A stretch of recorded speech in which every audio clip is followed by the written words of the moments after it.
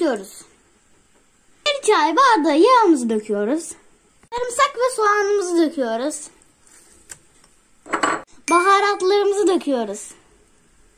Ve unumuzu döküyoruz. Şimdi ise yoğuruyoruz. Bu iş benim için çok eğlenceli. Hele hele yoğurma işi. Diğer yandan da annem patatesleri eziyor. Patatesimize baharat ve maydanozu ekliyoruz.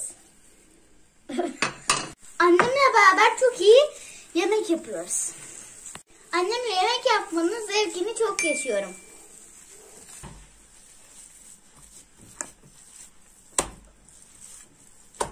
Usta köftenin başına geçti, ben de patatesin. Evet, unumuz az geldi, biraz daha ilave ettik. Köftelerimizi yapmaya başlıyoruz.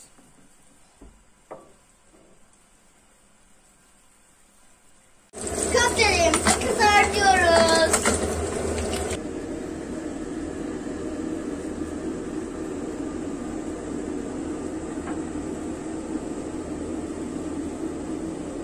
Domateslerimizi doğruyoruz. Kocaman diziyoruz.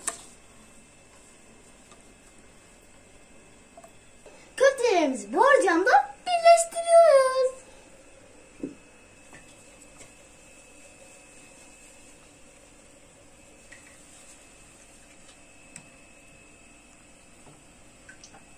...200 derece fırına gidiyoruz.